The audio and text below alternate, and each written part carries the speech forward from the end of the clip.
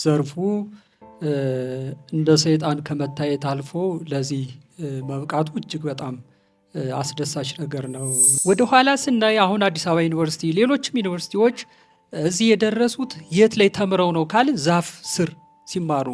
ለምሳሌ ወርቅ መሆኑን ካላወቀ አንድ ሰው ወርቅ የሚቆፍረውን ሰው ታው መሬቱን አታበላሸው ሊለው ይችላል ማለት ነው። የባህል ሕክምና አዋቂዎች ሆስፒታል ጠየቁ። ቦታውን አስፈቀድ ወደ 12000 ካሬ ማለት ነው። ነገር ግን ዲዛይኑ ከየት ይምጣ?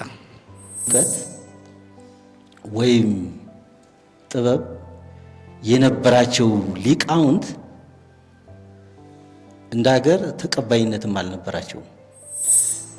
ለምሳሌ ማን ነው የሀገር በቀል እውቀትን ወደ ኋላ እንዲገፋ ያደረገው የሚለው ጥያቄ አሁንም መመለስ ያለበት ይመስለኛል። የምንገነባው ሐኪም ቤት የምንገነባው ትምህርት ቤት እንደተለመደው በአስኳላ መዋጡ አይቀርም። የባህል ሐኪሙ ዘመናዊ ዶክተሩን ሲተች፣ ዘመናዊ ዶክተሩ ደግሞ የባህል ሐኪሙን ሲተች እንዲህ እንደተተቻቸን ነው ያለ ነው ማለት ይሄ ግልጽ ስለሆነ ይሄ መጥፋት መቻል አለበት እና እኔ አሁን ይሄ ትምህርት ቤት አጠቃላይ የኢትዮጵያን ችግር ይፈታል የሚል እምነት ነው ያለ። በየዘርፉ ያላችሁ የተለያዩ ጥያቄዎችን ይዘን እንመጣለን። ስናበላሽ ኮርኩማችሁም ቢሆን ገርፋችሁም ቢሆን መክራችሁም ቢሆን አስተካክሉን።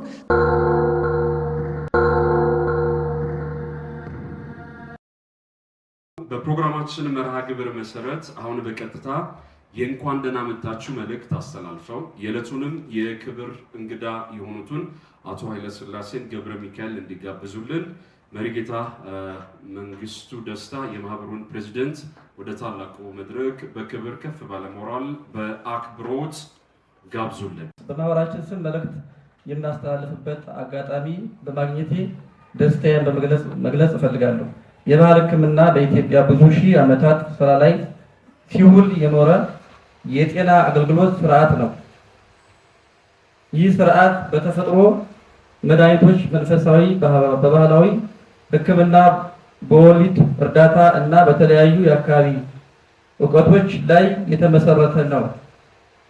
በተለይም በገጠር አካባቢ የጤና አገልግሎት ለማግኘት ዋና አማራጭ ሆኖ ለብዙ ሺህ ዓመታት ቆይቷል። የኢትዮጵያ የባህል ሕክምና ታሪክ በጥንታዊ የህዝብ እውቀት የተነሳ ሲሆን እውቀቱ ከትውልድ ወደ ትውልድ ሲተላለፍ ቆይቷል። ይሁን እንጂ በርካታ ቀደምቶቻችን ብዙ ማህበረሰቦች የመድኃኒት ተክሎችን አጠቃቀም፣ የምግብና የሕክምና መንፈሳዊ ፈውስ ስርዓቶችና ባህላዊ ቀዶ ጥገና ልምዶችን እውቀታቸውን ለትውልድ ሳያስተላልፉ በማለፋቸው እጅግ አዝነናል። ከዘመናዊ ሕክምና ከመስፋፋቱ በፊት አብዛኛው የህዝብ ጤና ፍላጎቱን በባህላዊ ሕክምና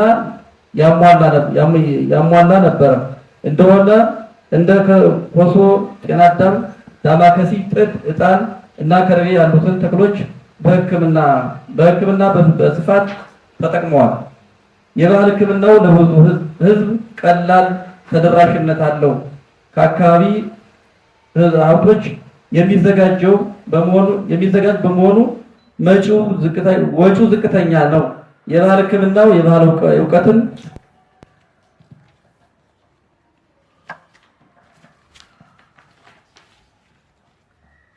እውቀትን ትምህርትና ስልጠና የሚመለከት ለባህላዊ ሐኪሞች፣ ለጤና ባለሙያዎች እና ለተመራማሪዎች የተደራጀ ስልጠና መስጠት ናቸው። ይሁን እንጂ በርካታ የፖሊሲ ተግዳሮቶች ይስተዋላሉ። ከነዚህም ጥቂቶቹን ለመጥቀስ ያህል የተሟላ ሕግን መሰረት ያደረገ የቁጥጥር ስርዓት ጥረት፣ ሳይንሳዊ ጥናት ማስረጃዎች እጥረት፣ የባህላዊ ሕክምና እውቀት እየጠፋ በመሆኑ የመድኃኒት የእጽዋት እየጠፋ በመሆኑና በዘርፉ የፋይናንስና የሰው ኃይልን ውስንነት መኖር ናቸው። እንደ ማህበር ለመንግስትም ሆነ ለአባሎቻችን የሚመለከተው የወደፊት አቅጣጫ መጠቆም እንወዳለን። የባህል ሕክምና ብሔራዊ ፖሊሲ ማጠናከር፣ የመድኃኒት እጽዋት ለጤና አገልግሎት ንግድ ልማት ማበረታታት፣ የምርምር ፈጠራ ማካተትና ማስፋፋት፣ የባህላዊ መድኃኒቶች በዓለም አቀፍ ጥረት ደረጃዎች መሰረት ማምረትና ወደ ሌሎች አገሮች በመላክ የውጭ ምንዛሬ ምንጭ ለማድረግ ከዓለም አቀፍ ተቋማት ጋር ምርምርና ቴክኖሎጂ ትብብር ለማጠናከር ናቸው። የባህል ሕክምና የኢትዮጵያ ጤና ባህል እና የኢኮኖሚ እድገት ውስጥ ከፍተኛ ሚና እንዳለው ትውልዱ ማወቅ ስላለበት በትምህርት ስርዓቱ ማስገባት ያስፈልጋል። ይሁን የሀብት በሳይንሳዊ ማስረጃ በጥራት ቁጥጥር በተገቢው ሕክምና የፖሊሲ እንዲሁም በዘላቂ ተፈጥሮ ሀብት አስተዳደር በመደገፍ ከዘመናዊ የጤና ስርዓት ጋር በማቀናጀት በተቀናጀ መልኩ ማሳደግ ያስፈልጋል። ይህንን ማሻሻል ለመድኃኒት ኢንዱስትሪ እድገት፣ ለሀገር ኢኮኖሚ እሴት ለመፍጠር ያስችላል።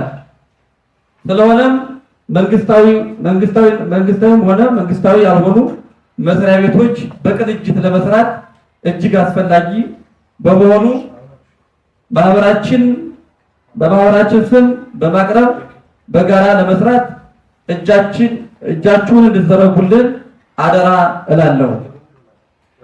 ከዚህ ቀጥዬ የተከበሩ አቶ ኃይለሥላሴ ገብረ ሚካኤልን የሲቪል ማህበራት ድርጅት የማህበራት ኃላፊ መድረኩን በክብር እንዲከፍቱልን በትህትና ጠይቃለሁ። አመሰግናለሁ። ዘርፉ እንደ ሰይጣን ከመታየት አልፎ ለዚህ መብቃቱ እጅግ በጣም አስደሳች ነገር ነው እና እንዲያው እግዚአብሔር ይመስገን ነው የምለው እኔ ማለት ነው። ብዙም አላበዛም፣ አጭር ነገሮችን ነው የምናገረው። ሌሎቹ ወንድሞችም አባቶችም ስለተናገራችሁት ማለት ነው። እንደ ሀገር አሁን እኛ የተለመደብን ነገር አለ ማለት የሆነ ስራ ለመስራት ምክንያቶችን ደርድረን ዜሮ ሁነን ነው የምንቀረው። ቻይናን ለምሳሌ ብናነሳ አንድ ነገር ጀምረው ለመጨረስና ለማስኬድ ነው ውይይት የሚጀምሩት። ስራውን ግን የተወሰኑ ሰዎች ይጀምሩታልና ሌሎችም እንደዛው ለትልቅ ደረጃ የሚደርሱት በዚህ አካሄድ ነውና እኛ አሁን ይሄ ትምህርት ቤት በጣም ቀላል ነው ማለት እውቀቱ ከቤት ነው፣ ቁስ አካሉ ከቤት ነው፣ መሬቱ ከቤት ነው፣ ቤቱ ከቤት ነው። ሁሉ ነገር ከቤታችን ስለሆነ የመመካከር ስራ ብቻ ነው እንጂ ሌላ ይሄን ካላገኘን የምንለው ነገር የለም ማለት ነው። ስለዚህ ትምህርት ቤቱ እንደው ካስፈለገ ከወጭም አልፎ ደማችን ቢሆን ሰጥተን ማስጀመር ማሳደግ ስለምንችል ያው እንደ ከባድ አድርገን አንየው ማለት ነው። ወደ ኋላ ስናይ አሁን አዲስ አበባ ዩኒቨርሲቲ፣ ሌሎችም ዩኒቨርሲቲዎች እዚህ የደረሱት የት ላይ ተምረው ነው ካልን ዛፍ ስር ሲማሩ ነው የነበረው ማለት ነው። ምን አይነት መምህራን ናቸው? በዕለቱ እውቀት የነበራቸው አባቶች ነው ጀምረውት እዚህ የደረሰው ማለት ነው።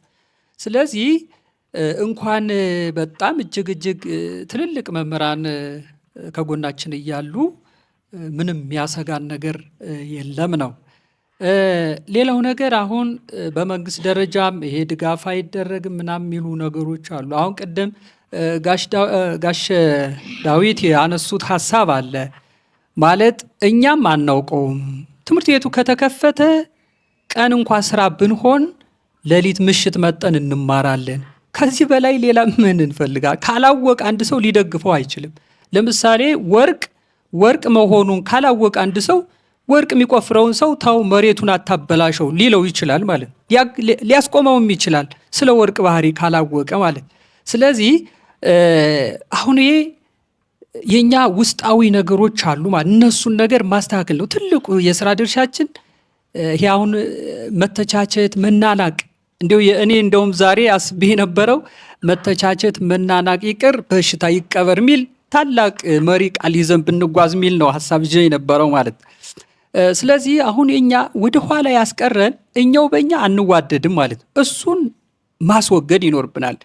አንዱ የሆነ ነገር ሲፈጥር እሱን አፕሪሼት ማድረግ፣ ማጠንከር፣ ማበረታታት፣ አይዞህ ጠንክር፣ እኔ ደግሞ እንዴት ሁኜ ልውጣ የሚሉ ነገሮች እንዲህ አይነት ነገሮችን ወደፊት እያመጣን ተፋቅረን በሰላም መጓዝ ከቻልን ማንፈታው ችግር የለም። እንኳን ትምህርት ቤት ሌላ ዩኒቨርሲቲ መመስረት እንችላለን። ማዳን በዘለለ በርካታ ስራዎችን እየሰራ ያለ ተቋም ነው። እኛም እንደ መንግስትም እንደ ጤናው ሴክተርም በርካታ ስራዎችን አብረን እየሰራን ያለ ነውና በዛሬው መድረክ እውነት ለመናገር እዚህ መድረክ ላይ በመገኘቴ በጣም ደስተኛ ነኝ። የባህል ሕክምና ሁላችንም እንደምናውቀው በጣም ትልቅ ጥበብ ነው። በዚህ ጥበብም ደግሞ በርካታ ሰዎች እየዳኑበት ያለው ሁላችንም የምናየው ሁላችንም እንደግፈው እንደ ግልም እንደ ተቋምም በዚህ ሀሳብ በጣም መስማማበት ነውና እንደ ማህበር ደግሞ ማህበር ኑሮት በዚህ ልክ እየተንቀሳቀሰ መኖሩ በጣም የሚገርምና ደስ የሚል ነገር ነው ያለው። ምናልባት እንግዲህ የአዲስ አበባ ከተማ አስተዳደር የባህል ሕክምና በሪፖርቱም እንዳየነው በቀጣይ ሊሰራቸው ያሰባቸውን ተግባራቶች ስናይ በጣም ጥሩና ደስ የሚሉ ተግባራቶች ናቸው። ወንድሞቼ ሲያነሱት እንደነበረው ይሄ ተግባር እንደ ሀገር አቀፍ ሆኖ ተቋሙ መስፋት አለበት። በጣም ትልቅ ተቋም ነው። በጣም ትልቅ ስራዎችን እየሰራ ያለ ትልቅ ጥበብም ስለሆነ ማለት ነው መስፋት አለበትና ችግሮች ሊኖሩ ይችላሉ፣ ቻሌንጆች ሊኖሩ ይችላሉ። ነገር ግን እንደ ሀገር ሰፍቶ በደንብ የሚቀጥልበት ሁኔታ በደንብ ቢታሰብበት የሚለውን ነገር ለማንሳት ፈልጌ ነው። ምናልባት ግን እኛም እዚህ ስንጋበዝ የሆነ አላማ የሆነ ተግባር ይዘን የምንሄደው ነገር ስላለ እንደ ከተማ ለማገዝ አባታችን በጣም ትልቅ ስራ እየሰሩ ያሉ በጣም ትልቅ አባት ናቸው። እኛም ደግሞ እንደ ከተማ እኛ የምንችለውን በእኛ አቅም ማገዝ መደገፍ የምንችለውን ስራ አብረን በጋራ ለመስራት ፈቃደኛ መሆናችንን ከዚህ በፊት ከነበረው ደግሞ በደንብ ተጋግዘን እንደምንሰራ ቃል ለመግባት ፈልጌና ለማመስገን ፈልጌ ነው እድል የወሰድኩት። በጣም አመሰግናለሁ። ይሄ ትልቅ ተቋም ለዓለም መሰረት የሆነ የማያሳፍረን ዕውቀታችንን ለአፍሪካ ለዓለም የሚገልጽ የኢትዮጵያ የባህል ሕክምና ተቋማት መመስረት ወደ ኋላ ነው የቀረ ነው። ጠቅላይ ሚኒስቴራችን በመደመር ሂሳቤ መጽሐፍ ሲያመጡት ስናስመርቀው ከሁሉም ከሳቸው የጻፉት መጽሐፍ እንደ መሪ ሆኖ እሱ ነው ያስደስተኝ። ስለዚህ በኢትዮጵያ ብሔር ብሔረሰቦች ጸሎት፣ በሃይማኖት ተቋማት ጸሎት እቅዳችሁ ውስጥ አስገቡ። የባህል መድኃኒት ሶስት እምነት አለው አባገዳ ስር እስልምና፣ ክርስትናን፣ ዋቄ ፈታን ያቀፈ ነው። የብሔር ብሔረሰቡ ደግሞ የግል የካልቸር የኔቸር ጸሎት አለው መድኃኒቶቹ ሲቆረጡ። በሙያ ደረጃ ደግሞ ሁለተኛ ትምህርት ቢሮ፣ ጤና ቢሮ መያዝ ያለበት በመንግስት መስሪያ ቤቶች ላይ እንደ አንድ ትምህርት ተቋም ድሮ ባልትና ተብሎ ብዙ አይነት ተብሎ ስንማር ነበር። ከሚመለከተው አሁን ከሚቋቋሙ ትምህርት ቤት ጀርባ ፓወር አለው ሎድ ፈርት ፈልክረም ሎዱ ታች ፈርትና ፈልክረም ተጨምሮ በምክር ቤት ደረጃ ተይዞ ይሄ እንቁ ነገራችን ሁለተኛ ላይ መያዝ አለበት። ሶስተኛ ደረጃ ስትራቴጂያቸው ነው 2019 በጣም ጥሩ ነው። ይሄ በመንገድ ላይ የተዘረገፈ ቫልዩዋችን የሚያሳጣ የባህል መድኃኒቱ አካሚ ነኝ የሚል በየገበያው በየአደባባዩ ቀርቶ ኢንተርናሽናል ሎጎን በኢትዮጵያ ብሔር ብሔረሰብ ልክ ስታንዳርዱን ጠብቆ እኛ እንደግፋቸዋለን በንጹህ ነገር ላይ ሆኖ ወደ ዘመናዊም እንዲሸጋገርና የስልጠናና የዘመናዊ ሕክምና ተግዳሮት ከዛ የተወሰደብን ስለሆነ መልሰን እንደ ኢትዮጵያ እንደ አፍሪካ እንደ ዓለም እንድንሰራበት። ሶስተኛ ደረጃ ላይ ይሄ ስራ መጣላት መጎሻሸም እኔ ትልልቆች አባ ጀበል ቆሮ እንደ ሰይድ አብዱላህ የሚባሉ ትልልቅ ይሄ መድኃኒት የሚሰሩ ፓተንት በሞት ሄዱ በደርግ ጊዜ የነበሩ ትልቅ አባቶች ነው ያስተማሩ። በጸብ በመጣላት በመጎሻሸም በአድመኛነት በዘረኝነት በጎጠኝነት ይሰራል የሚል ሰው መድኃኒቱ ስኬታማ አይሆን የከሸፈ ነው። የተፈጥሮ ትክክለኛ ከእግዚአብሔር የተሰጣት ነው ለኢትዮጵያ ብሔር ብሔረሰቦች። ስለዚህ መጨረሻ ላይ ሊለምፈልገው እጽዋት ማዕከል በመንግስታችን በኮሪደር ልማት ስትራቴጂ ግሪን ሌጋሲን በግሪን ሌጋሲ አቅጣጫ አዲስ አበባን ኢትዮጵያን ወደ ተሻለ ደረጃ መንግስት እየወሰደ ባለበት ሰዓት ጤና ቢሮውን ትልቁ ሰው 2019 በጤና ላይ ነው የምንሰራው ነው ያለው ጠቅላይ ሚኒስቴራችን። እኔ ዶክተር መቅደስ ጋገባለው የጤና ኮሚኒኬሽን ቢሮ እነ ዶክተር ተገኝ እንደ ዶክተር ሻሎ እሳቸውንም ጨምሮ እንዲሰሩበት ጫና አረጋለሁ። እኔም በአባትነቴ በአስቸኳይ ይሄ ነገር መሬት ይዞ ለዓለም እንዲዳረስ እስከ ጠቅላይ ሚኒስቴር እስከ ክብርት ከንቲባ በዚህ መስሪያ ቤት ማዕተብ እንዞራለን፣ ሌትና ቀን እንሰራለን። አሁን እኛ ሕክምና ትምህርት እየሰጠን ነው፣ ሳይኮቴራፒ እየሰጠን ነው። በየተቋማቱ እየዞርን ከአዲስ አበባ ዩኒቨርሲቲ ዶክተሮች ፕሮፌሰሮች ጋር እኔ በአዲስ አበባ ዩኒቨርሲቲ ደረጃ ላይ ይሄ ጉዳይ ተነስቶ በፕሮፌሰሮች ሲነገር እሱ መሸከም የለብንም እኛ መሸከም አለብን ይሄን ተቋም ብለን ነው ቃል ገብተን ሪፖርት ሲያረጉ ስልጠና ሲያረጉ በመሃል ይገኛለሁ። ዶክተር ፕሮፌሰር መንግስቱም አሉ። እኔ ዶክተር አለም ፕሮፌሰር ብዬ ነው የምሰጣቸው። መስሪያ ቤቱን ይዘው ዛሬ ደርሷል። እኛ ተጽዕኖ እየፈጠርን ስለሆነ እናንተ በመግባባት ሳትናናቁ በመዋደድ አሁን አብሮ የተጠመደ በሬ ምንድን ነው? መልሱልኝ እስቲ። አብሮ የተጠመደ በሬ አብሮ ምን ይሆናል? ይፈታል። በመጎሻሸም አይደለም። እዛ ቢሮ ውስጥ እንደመተደረጉ ተጎሻሸሙ። እንደ ዛሬ አይነት መድረክ ላይ ጠዋት አይቻለሁ። አልሰራም ይሰራለሁ ሳይሆን ወገባችን ታጥቀን የኔ ነው ብለን ለነሱ አይደለም የምንሰራው ለሀገራችን እውቅና መስጠት ስለሆነ የተሰረቀብን ለመመለስ ስለሆነ በፍቅር አንድ ሆነን አልበሉ። እስቲ እጅ ተያያዙ። በፍቅር አንድ ሆነን አልበሉ። ባለሙያዎቹ በፍቅር አንድ ሆነን አልበሉ። እኛ ደግሞ ከእናንተ እንማራለን፣ እንደግፋቸዋለን። መድረኩን እወዳለሁ። አመሰግናለሁ። በመታደሜ ከፍተኛ ደስታ ነው የተሰማኝ። ይሄ በነገራችን ላይ ተዘረፍን፣ ሞተ ምንለው ነገር ሁሌም በየመድረኩ የምንዘምረው ነው። እዚህ ራሱ ማሸጋገር አልቻልንም። ይህን ለማድረግ ደግሞ እንደ ሀገር አንድ ማህበር መኖር መቻል አለበት። ይሄ አዲስ አበባ፣ ይሄ አማራ ክልል፣ ይሄ ኦሮሚያ ክልል ማህበር የሚባል አይደለም። የኢትዮጵያ የባህል ሕክምና ማህበር ተብሎ መቋቋም መቻል አለበት። አዲስ አበባ ላይ ብቻ ሰርተን ውጤት ላናመጣ እንችላለን። እንደ አማራ ክልል ብቻ ሰርተን ውጤት ላናመጣ እንችላለን። እንደ ሀገር ሲሆን ግን ያምርብናል፣ ኢትዮጵያዊነት ስለሚያምር ማለት ነው። ስለዚህ እሱ ላይ ሞር ፎከስ አድርጋችሁ ብትሰሩ የሚል እንትን አለኝ። አንድ አካል ሆናችሁ በዛ መልኩ ቢሰራ። ከዚህ ውጭ እኛን እየቀደመን እንትኑ መጥቷል። በተለይ መንግስት ላይ ያለን አካላት ስታንዳርድ ማዘጋጀት መቻል አለብን። ስታንዳርድ ካላዘጋጀን ለምንጠየቀው ጥያቄ መልስ መስጠት አንችልም። ዶክተር ሀሰንም ወጣ መሰል እንጂ ይህንን እኛ ጋር መጥቶ ቁጭ ብለን ተነጋግረናል። እንደ አማራ ክልል የገጠመን ልንገራችሁ። የባህል ሕክምና አዋቂዎች ሆስፒታል ጠየቁ። ቦታውን አስፈቀድ ወደ 12000 ካሬ ማለት ነው። ነገር ግን ዲዛይኑ ከየት ይምጣ? ዲዛይኑ ከቻይና ልመና ጎግል ማድረግ ምናምን ነው የተጀመረው። ስለዚህ መንግስት ላይ ያለ ነው ኤፒዲኤም ላይ ጤና ሚኒስተርም ዶክተር ሀሰን አሁንም አደራ መላችሁ፣ ባለፈው አደራ ብያችኋለሁ። ስታንዳርድ መዘጋጀት አለበት። መመሪያዎች ሪቫይዝ መደረግ መቻል አለባቸው። ይሄ ሲሆን ነው ትምህርት ቤት ማቋቋም ሆስፒታልም ከፈት የሚያምርብን በአግባቡ መግባባት የምንችለው እንደዛ ስለሆነ ነው። የኛ ችግር ዘመናዊ ሆስፒታልና ባህላዊ የሕክምና ሆስፒታል ሁለቱም ጎን ለጎን ነው አሁን ዲዛይን የተደረጉ። በዛን ሰዓት የልምድ ልውውጥ ልንጠራችሁ እንችላለን፣ ልንጋብዛችኋለን ከአባታችን ጋር ሆነን እዚሁ ስላሉ። ስለዚህ እንደዚህ አይነት ማሰብ መቻል አለብን። ከዛ ውጭ የአእምሯዊ ንብረት ስራ መሰራት መቻል አለበት። ያመረት ነው ተመዝግበው እውቅና መኖር መቻል አለባቸው። ወደ ውጭ እኮ ልንልክ እንችላለን።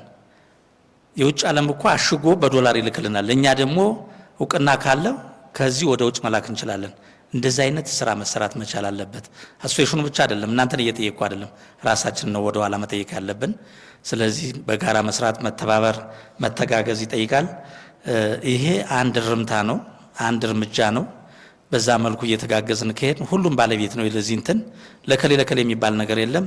አእምሯዊ ንብረት አለ፣ የሲቪክ ማህበራት ምዝገባ አለ፣ ዩኒቨርሲቲዎች ይሳተፋሉ። በርካታ አካል ይሳተፍበታል። በዚህ ይህን ማለት እጹ አለን፣ ጥበቡ አለን፣ እውቀቱ አለን። ስለዚህ ለምንድን ነው ተሰረቅን ብንለው? ተደራጅተን ህጋዊ ግራውንድ ኑሮን መስራት ስላልቻልን ነው። ይህንን ደግሞ መስራት አቅሙም ስላለ እሱን ብናደርግ ለታሪክም ተወቃሽ ላንሆን እንችላለን። ተወደደም ተጠላም ግን ዘመናዊ የሕክምናና ባህላዊ የሕክምና ጎን በጎኑ ነው የሚሰጡበት ጊዜ አጭር ጊዜ ነው የሚሆነው። ተወደደም ተጠላም ማለት ነው። ሳንወድ በግድ ወደዛ እንገባለን። ስለዚህ ይሄን አስበን እንድንሰራ አደራ ማለት እፈልጋለሁ። ለነበረን ቆይታ በጣም ደስተኛ ነኝ። ብዙ ነገሮችን ተነ የመጣ ነው። ኤክስፒሪየንስ ምን ወስዳለን፣ ምን ሰጠውም ሊኖር ይችላል ወደፊት። በነገራችን ላይ እንደኛ ክልል ወደ ከ500 በላይ ሬጂስተር የተደረጉ የባህል ሕክምና አዋቂዎች በየአመቱ ላይሰንሳቸው የሚታደሳሉ። ግን ወጣ ብለን ከዛ ያለፈ መስራት መቻል አለብን። ከፍ ያለ ማህበርም አለን በየአመቱ ጉባኤ የሚደረግ በተደጋጋሚ የጋበዝናቸው ሰዎች ስላሉ እዚህ። ስለዚህ ከናንተ ምን ወስደዋለን፣ ከኛም ያለውን ጨምረን እየተጋገዝን እንሰራለን። እግዚአብሔር ይስጥልኝ፣ አመሰግናለሁ። በዚህ ልክ እንድንወያይ መድረክ እንዲፈጠር በመደረጉ እኔ በጣም ትልቅ ደስታ ነው ያለኝ። እዚህ ጋበዙኝ የመምህር ክንፈ ሩፋኤል ናቸው፣ የሰለሞን መንደር የሕክምና መንደር ስራ አስኪያጅ። በመጋበዜ በጣም ትልቅ ደስተኛ ነኝ። አሁን ወደ ያየሁትን ነገር ከመናገሬ በፊት የተሰማኝን ልዩ ስሜት በግልጽ ደስ ይለኛል። ምክንያቱም በዚህ በባህል ሕክምና አገልግሎት ይሰጡ የነበሩ የሊቃውንት ቤተሰቦች ነበሩኝ። የነሱ ዕውቀት ተቀብሯል።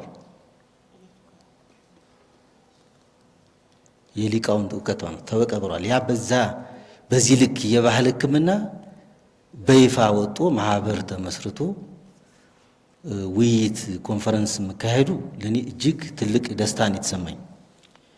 ሌላው አገር በቀል ዕውቀት ወይም ጥበብ የነበራቸው ሊቃውንት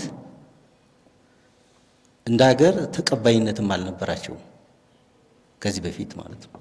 እና ስራው ሁሉ በድብቅ ዕውቀት ሲለዋወጡም ራሱ በድብቅ የነበረበት ሁኔታ ነው ያለ እና አሁን እንደዚህ አይነት ውይይቶች ከተጀመሩ በትክክለኛ መንገድ የሌለልን አለን ከሚል የውሸት አባዜ ወይም ደግሞ የትዕቢት አባዜ በተለይም ደግሞ ከምቀኝነት ወጠን እርስ በርስ ዕውቀት የምንሸጋገርበት ሁኔታ ለመፍጠር ምቹ መደላድል ነው ብዬ አስባለሁ። እና ከኮተቤ ዩኒቨርሲቲ የሰማሁት መረጃም ትልቅ ደስታ ፈጥሮልኛል። ይህም ብዬ ወደ ሩቅ ምስራቅ ወደ ቻይና ለጤና ትምህርት የሞደርን ሜዲሲን ማለት ነው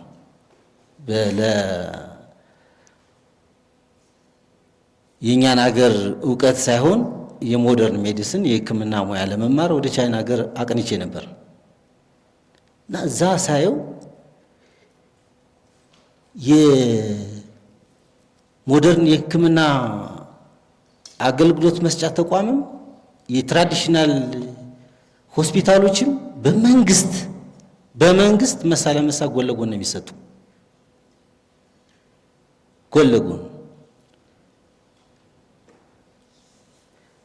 ለጎን ነው የሚሰጡት እና እኛ የጎደለን ምንድን ነው?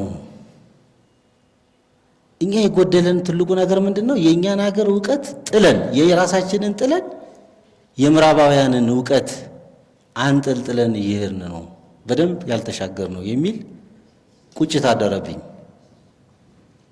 እና መጨረሻ ላይም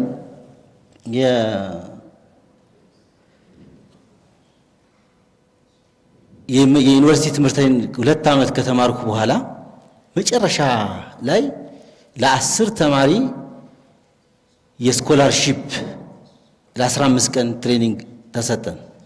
ያንን እድል አግኝቼ በዛ እድል መሰረት የሁናን ዩኒቨርሲቲ ኦፍ ትራዲሽናል ሜዲሲን የሚባል ዩኒቨርሲቲ ውስጥ የትራዲሽናል ሜዲሲን ተቋም ውስጥ ለ15 ቀን ልዩ ትሬኒንግ ወስጃለሁ።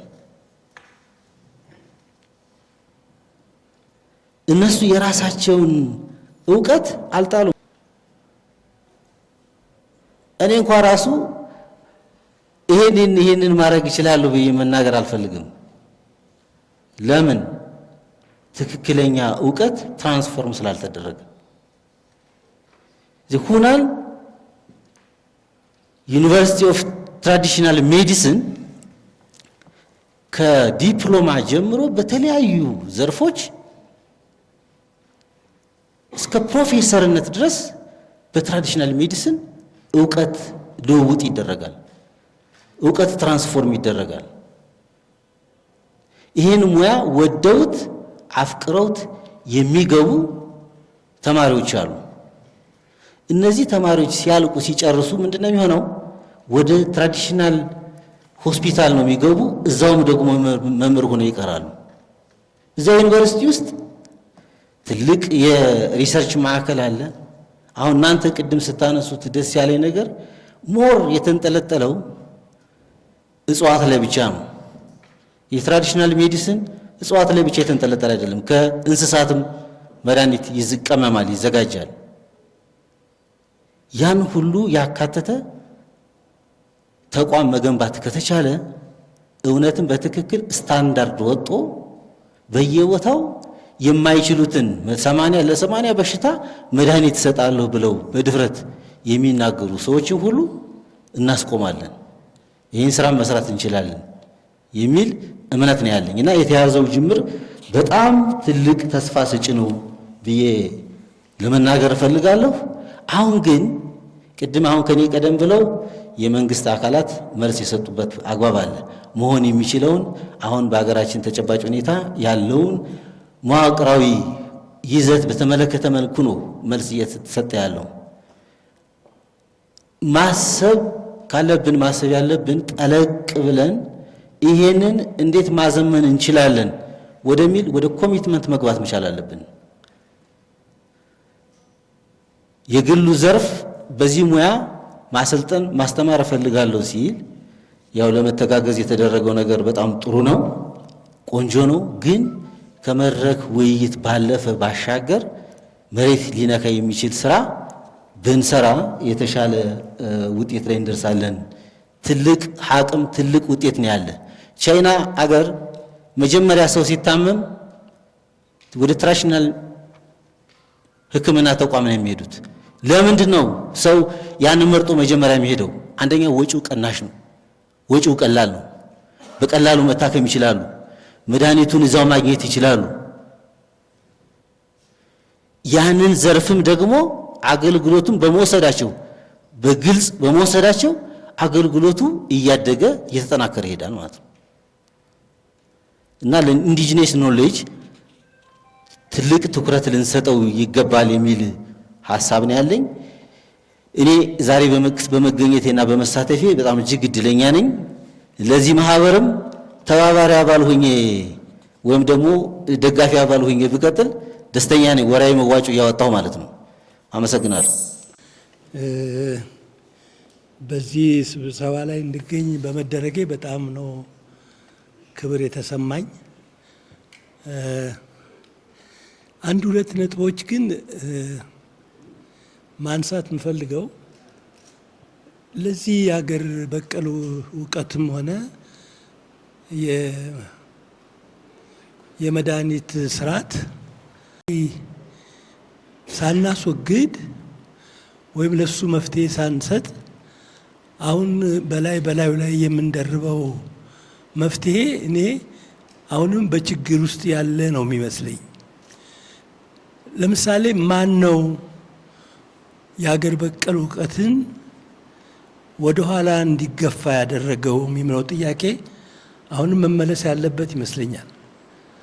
አብሮን ለዘላለም የቆየ የኢትዮጵያን ሕዝብ ሲያክም፣ ሲያስተምር፣ ፊደል ሲያስቆጥር፣ ዜማ ሲያስጮህ፣ ብዙ ነገሮችን ሲያደርግ የኖረው ታላቁ የባህል እሴት እየተገፋ የመጣው ከመቼ ወዲህ ነው? መቼ ነው የሚለውን ጥያቄ አብረን መመለስ ያለብን ይመስለኛል። እኔ ግልጽ ነው፣ አስኳላ የምንለው ትምህርት ከተጀመረ ጀምሮ ይመስለኛል የዚህ ሁሉ ችግር የተፈጠረው። ይሄ የትምህርት ተቋም መጥፎ ነው ማለት አይደለም። ይሄ የትምህርት ተቋም ችግር አለበት ብዬ የምለው ሲመሰረት በአገር በቀል እውቀት ላይ አልተመሰረተም ነው። መሰረቱን የአገር በቀል እውቀት አድርጎ የተመሰረተ ባለመሆኑ በባዶ ሲሚንቶ ላይ የወጣ ያደገ ስለሆነ እኛ የተማርነው ትምህርት፣ እኔ የተማሩበት ትምህርት ማለት ነው፣ የቀረውን ታላላቅ የሆነውን የሀገሪቷን እሴት እያጠፋ የመጣ ይመስለኛል። ይሄ ነው ትልቁ ችግራችን። ይሄንን ችግር እንዴት እንፍታው የሚለውም ብዙ መንገድ የሚያስሄድ ነው። እኔ አሁን በዚህ በዝርዝር መናገር አልችልም። መናገር የምችለው ግን ምናልባት ከዚህ አሁን ከምናደርገው ልፋት ጋራ የሀገሪቷን የትምህርት ስርዓት ምናልባት በአገር በቀል እውቀት ላይ እንዲገነባ እኛ ወረደ የተቃጠልነው እንደተቃጠልነ ልጆቻችን ግን በዚህ ጉዳይ ላይ እንዳይቃጠሉ ስርዓተ ትምህርቱ በአገር በቀል በአገሪቷ የብሔር ብሔረሰቦች ባህል ላይ የተገነባ እንዲሆን የመጣሩ ሂደት አብሮ ቢታይ የሚል አመለካከት አለኝ። የምንገነባው ሐኪም ቤት የምንገነባው ትምህርት ቤት እንደተለመደው በአስኳላ መዋጡ አይቀርም። ምክንያቱም የሰለጠነ እውቀት፣ የሰለጠነ ትምህርት፣ የሰለጠነ ቴክኖሎጂ ይዞ የሚመራ አስኳላ ከባህላዊ ሕክምና ትምህርት ቤት ጋር ከባህላዊ የትምህርት ስርዓት ጋር እየተወዳደረ ይሄድ ማለት በጣም አስቸጋሪ ነው የሚሆነው። ይሄ በአንድ በኩል እየሄደ እያለ ግን ሌላ ልጆቻችንን የሚያፈራ ልጆቻችንን በአገር በቀል እውቀት መሰረት ላይ ግን ስልጣኔን የሚያሳድግ የትምህርት ስርዓት እንዲመሰረት በስርዓተ ትምህርቱ ላይ አብረን ብንሰራ እኔ አንድ አይነት መፍትሄ ይኖራል ብዬ አስባለሁ። ብዙ መዘርዘር ይቻላል። ምክንያቱም ከዚህ ጋር የተያያዘ ብዙ ነገሮች አሉ። ዛሬ ጥበቦቻችን፣ እውቀቶቻችን በጠቅላላ የሊቃውንቶቻችን ሳይቀሩ ውጭ ነው ያሉት፣ አውሮፓ ነው ያሉት። እየተሸጡ እየተገዙ እንበል በሙሉ ሊቀ ሊቃውንቱ ጀርመን ሀገር እና ሌላ ሀገር ሄደው ቋንቋና እውቀት ጥበቡን አስተምረው ሲመጡ ዶክተር ምን እያሏቸው በዚህ በማጭበርበር ኢትዮጵያ ውስጥ ሲመለሱ አንድ ቀን እንኳን ያሳድሯቸውም። ያንን ጥበብ ከተቀዱ ከወሰዱ በኋላ ወደ ሀገራቸው ሲመለሱ ምንም ነገር ሳይሰጧቸው ዶክተር ብለው ነው የሚመልሷቸው። የሰሩት ስራ ምን እንደሆነ እንኳን ሳይታወቅና እንዲህ በማለት በማጭበርበር ጥበባችን አሁንም እየሄደ ነው ያለው፣ ማቆሚያ የለውም። ስለዚህ እኔ እንደው ደፈርክ ባትሉኝ በማላውቀው ገብቼ ነው የምወሸክተው። ግን ቢሆንም የሚሰማኝን ለመናገር ወደ ኋላ ስለማልል ነውና የአስኳላን ትምህርት ሊቋቋም የሚችል በባህላዊ መሰረት ላይ የተገነባ ዘመናዊ እውቀት ኢትዮጵያ ውስጥ እንዲመሰረት አብረን ከዚህ ከምንሰራው ስራ ጋር ብንታገል የተሻለ ነው ለማለት እችኑ ሀሳብ ለመስጠት ነው። አመሰግናለሁ። ትምህርት ቤት ለመገንባት ያው ስለተገናኘን እጅግ በጣም ደስ ብሎኛል። እኔ እንገነባዋለን፣ እናስቀጥለዋለን። ትምህርት ቤት ብቻም ሳይሆን ዩኒቨርሲቲ እናደርገዋለን።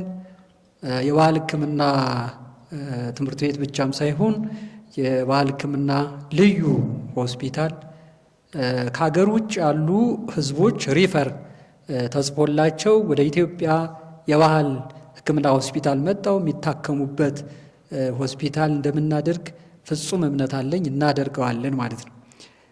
ይህ በጣም ደስ ብሎኛል እኔ ዛሬ። ከዚህ በተረፍ ማንንደው ተራራ ማናጠፈው ችግር የለም። ይሄን የምናደርገው ግን እጅ ለእጅ ተያይዘን ስንጓዝ ነውና ይሄ እንዲሁ አደራ ነው የምለው ማለት ነው። አንድ የባህል ሕክምና አዋቂ ወንድሞቻችን ሁላችንም ለብዙ ዓመት የመግባባት የመዋደድ ሂደቱ የለም። አብዛኛው እኔ ያውቅ ስለምንባባል መተቻቸቱ መናናቁ ምናምን አለ። እሱን መቅበር ይኖርብናል፣ ማጥፋት ይኖርብናል። ምናልባት በዚህ ዓመት አንዳንድ የባህል ሕክምና ባለሙያዎችን እየተመካከርን ቻይናም፣ ህንድም፣ ደቡብ አፍሪካም ሌላም ቦታ የሄዱ ልምዶችን እየቀሰሙ እንዲመጡ በማድረግ ይህን የጥላቻ እንትናችን እናስወግዳለን ብዬ አምናለሁ። እሱን አደራ ነው የምለው።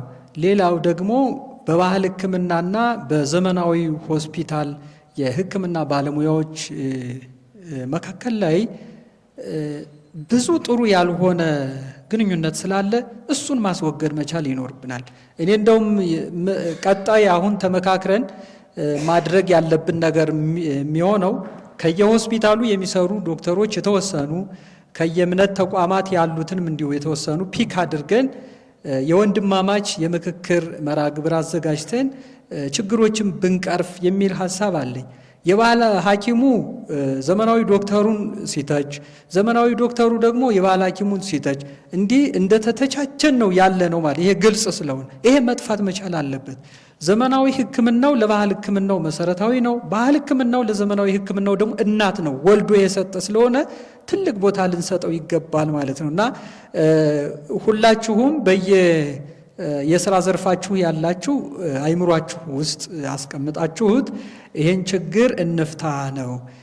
አሁን ባህል ሕክምና ሲባል ወይም ደግሞ አገር በቀል ዕውቀት ኢትዮጵያ ውስጥ በቃ ለኢትዮጵያ ሕዝብ ነፍስ ነው፣ በቃ እስትንፋስ ማለት። የባህል ሕክምና ከሌለ የኢትዮጵያ ሕዝብ የለም ባጭሩ።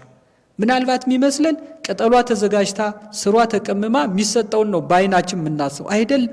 እሱ ብቻ አይደለም። የባህል ሕክምና ምግብ በራሱ ባህላዊ ምግብ ኢትዮጵያ ውስጥ ያሉ በየክልሉ ያሉ ባህላዊ ምግቦች በራሱ እኮ መድኃኒት ናቸው፣ የባህል ሕክምና ናቸው። ራብን ያክል ክፉ በሽታ የለም። ከራብ በላይ ሌላ በሽታ የለም። ራብ የተባለውን በሽታ የሚያክመው ባህላዊ ምግብ፣ ያ ባህላዊ ምግብ ሁሉ እየቀረ ነው። አሁን እኔ በጣም ነው የምሰገው። ከውጭ ታሽጎ የሚመጣ ምግብ ለህፃናት ግማሹ ህፃን አሁን በፐርሰንት ሲታይ በጣም አሳዘኝ፣ ወደ ኦቲዝም እየሄደ አገር ተረካቢ ትውልድ እንዴት ነው ልናገኝ የምንችለው? እና የባህል ሕክምና እኔ አሁን ይሄ ትምህርት ቤት አጠቃላይ የኢትዮጵያን ችግር ይፈታል የሚል እምነት ነው ያለኝ እና ለዚህ ትምህርት ቤት ትልቅ የስራ እንቅስቃሴ ሁላችንም እናድርግ ነው። ሌላውም የመጨረሻው ይሄን ትምህርት ቤት ግብ ለማድረስ የባህል ሕክምናውንም እንዲሁ ከፍ ለማድረግ የባህል ሕክምና ማህበር ስራ አስፈጻሚዎችን መደገፍና ማሳደግ ማጎልበት ይኖርብናል። እንዲህ የሚጓተተው ለምሳሌ አሁን የማህበሩ ስራ አስኪያጅ ሐኪም ወንድማችን እንዲሁም ደግሞ መርጌታ መንግስቱም ሌሎችም እኛ የራሳችን እያከምን እያጠራቀምን ነው፣ ለልጅም ሆነ ለቤትም ለምንም እንዲሁ ማለት። እነሱ ደግሞ ሕክምናውን ትተው ነው ማህበሩን ለማሳደግ ደፋ ቀና የሚሉና ብዙ ወንድሞች አንዳንዴ የሚያነሷቸው ሀሳብ አሉ ማለት ነው። ማህበሩን ብዙ ያን ያክል ያለ መደገፍ አይነት ማለት ነው እና እንደኛ አድርገን እነሱንም ደግፈናቸው ስራ አስፈጻሚ ላይ ያሉ አካላትን ከደገፍናቸው ባህል ሕክምናው ከፍ እንደሚል ሀገር በቀል ዕውቀቱ ጠንከር እንደሚል ይታወቃል። ለምሳሌ አሁን ፖሊስን በደንብ ብንንከባከበው ሙስና ይጠፋል በእርግጠኝነት ማለት ነው። ጥሩ ነገር ካገኘ በስራ ዘርፉ በጥሩ ሁኔታ ይንቀሳቀሳል። ሌላውም እንዲሁ ማለት ነው። ትራፊክ ብንንከባከበው፣ ቤት ሰርተን ብንሰጠው፣ የተለያየ ነገር ብናደርግለት በትራፊክ በኩል የሚመጣ አገሪቱን ብጥብጥ የሚያደርግ ችግር በሙሉ ይጠፋል ማለት ነው። አንድ ዳኛ ክብካቤ ብናደርግለት እንደ ሀገር የሚመጡ የሚያፋጁ እርስ በርስ የሚያጫርሱ ነገሮች ሁሉ አይመጡም፣ ይከሽፋሉ ማለት። ስለዚህ የባህል ሕክምናው በጣም ከፍ እንዲል አባቶቻችንም ወንድሞቻችንም ደግሞ የኔ ብለው ሌትም ቀንም ሰርተው እኛም አይዟችሁ ብለናቸው ያሰብነው ነገር ለፍጻሜ እንዲበቃ ያው ወንድሞቻችን ማሳደግ አይዟችሁ ማለት ማበረታታት ሰርቪስ ከለለም ሰርቪሶችን ማመቻቸት ሌላም ከለለ እንደዚሁና አንዳንድ ችግር ስናይ እንደው ሌላ ተቃራኒውን ሳይድ ከምናጎለብት ይልቅ ያስተካከልነው ችግሩን የኛ ነው ብለን አብዲሳ የተወሰነ ክፍተት ሲታይ አይ እኔ ብኖር ኑሮ አይኖርም አብሬ ማገዝ አለብኝ የኔታ መንግስቱም ደግሞ ክፍተት ሲኖር እንደዛ አይነት ነገር ያደረግን እጅ ለእጅ ተያይዘን ብንጓዝ የሚል ሐሳብ ነው ያለኝ። እዛ በተረፍ የመንግስት አካላት ትምህርት ቢሮም ትምህርት ሚኒስቴርም ጤና ሚኒስቴርም በየዘርፉ ያላችሁ የተለያዩ ጥያቄዎችን ይዘን እንመጣለን። ስናበላሽ ኮርኩማችሁም ቢሆን ገርፋችሁም ቢሆን መክራችሁም ቢሆን አስተካክሉን። ጥሩ ነገር ዘን ከመጣን ግን የኔ ብላችሁ ያው እንድትቀበሉና እንድታሳድጉን የሚል ሐሳብ ነው ያለኝ። ምክንያቱም የባህል ሕክምና ከሌለ ኢትዮጵያ ውስጥ ህዝቡ የለም። አሁን ሁሉም ሰው እኮ ያውቃል 80% የኢትዮጵያ ህዝብ የሚገለገለው የሚታከመው በባህል ሕክምና ነው። የታወቀ ነው።